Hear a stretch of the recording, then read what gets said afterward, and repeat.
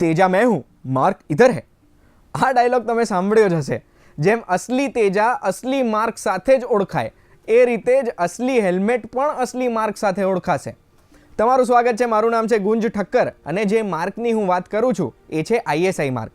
ગવર્મેન્ટના નવા નોટિફિકેશન પ્રમાણે હેલ્મેટને BIS એક્ટની અંદર લાવવાની વાત થઈ છે 15મી જુલાઈ સુધી, એટલે 15 જુલાઈ પછી BISના આ ISI માર્કા વગરની હેલ્મેટ વેચવો એક સજાપાત્ર ગુનો બનશે।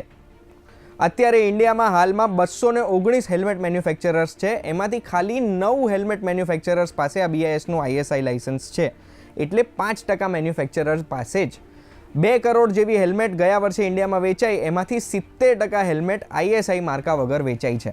હવે કેમ આ ISI માર્કો આટલું જરૂરી છે અને શું છે આ BIS એ હું પહેલાં તમને સમજાવીશ। BIS એટલે કે બ્યુરો ઓફ ઇન્ડિયન સ્ટાન્ડર્ડ્સ એ ઇન્ડિયન સ્ટાન્ડર્ડ્સ બોડી છે જે ministry of consumer affairs, food and public ડિસ્ટ્રીબ્યુશનની અંડર આવે છે। આ BIS જે પ્રોડક્શનની પ્રોસેસ હોય એને પોતાના માપદંડથી સ્ટાન્ડર્ડાઇઝ કરે, અને ખાલી પ્રોડક્શન નહીં, પોસ્ટ પ્રોડક્શન જે પ્રોડક્ટ ટેસ્ટિંગ થાય એ પણ BIS સ્ટાન્ડર્ડાઇઝ કરતું હોય છે। એટલે BIS જે સ્ટાન્ડર્ડાઇઝ કરે અને જે કંપનીઓ એનો પ્રોડક્ટ્સ BISના સ્ટાન્ડર્ડ્સ પ્રમાણે બનાવે એને BIS ISIનો લાઇસન્સ આપે અને એ કંપનીઓ પોતાના પ્રોડક્ટના પેકેજિંગ ઉપર ISIનો લોગો લગાડી શકે। હવે આપણે આ ખબર કેવી રીતે પડે કે આ ISIનું જે સ્ટીકર લગાડ્યું છે એ અસલી છે કે નકલી? આ તો હું બી મારા પ્રોડક્ટ ઉપર લગાડી દઉં, બરોબર ને? પણ ના, એના માટે આપણે એક ચેક કરવાની રીત છે।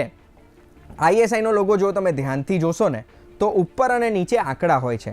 ઉપર IS લખેલું હોય, ઇઝ IS, અને એના પછી જે આંકડો હોય છે એ આંકડો પ્રોડક્ટ કોડ કહેવાય। જેવી રીતે હેલ્મેટમાં આ પ્રોડક્ટ કોડ 4151 હોય, અને નીચે CML પછી જે નંબર લખ્યો હોય એ કંપનીનો રજિસ્ટ્રેશન નંબર હોય।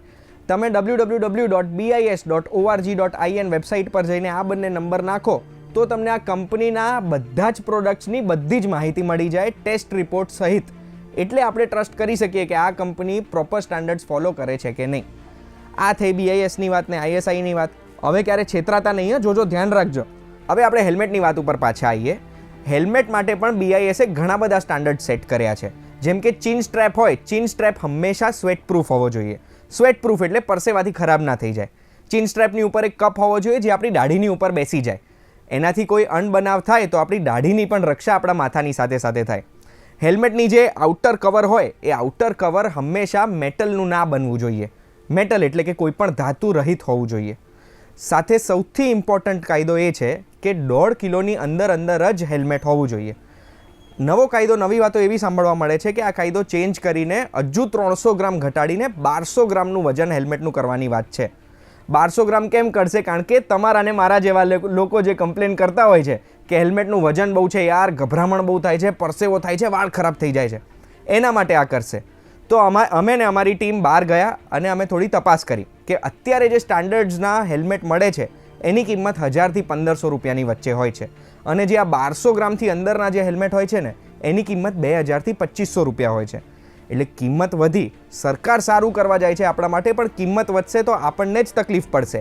હેલ્મેટ એક સામાન્ય માણસની જીવન જરૂરિયાત છે। કેમ જીવન જરૂરિયાત છે? કારણ કે 2017ના આંકડા હું અગર તમને કહું તો 36,000 લોકોની મોત થઈ હતી હેલ્મેટ પહેર્યા વગર ટુ વ્હીલરના એક્સિડન્ટમાં આવવાથી। એટલે આ જીવન જરૂરિયાતની વસ્તુ છે। સરકાર આપણા માટે કાયદો તો લાવે છે કે હેલ્મેટને ISI કમ્પલસરી કરી દેશે, પણ આ હેલ્મેટનું ભાર અને ખિસ્સા પર પડનારું ભાર બંને સામાન્ય માણસ નહીં સહન કરી શકે। એટલે હું આશા એવી રાખું છું કે સરકાર સામાન્ય માણસ સુધી હેલ્મેટ પહોંચે એની પણ કોઈ વ્યવસ્થા કરે। અગર તમને હેલ્મેટ વિશે આજે કશું પણ નવું જાણવા મળ્યું હોય તો એકલા ના રહી જતા બધાને નવી વાતો કહેજો, શેર કરજો, લાઇક કરજો, કમેન્ટ કરજો, અને બીજી ન્યૂઝ માટે VTVGujarati.com જોતા રહેજો।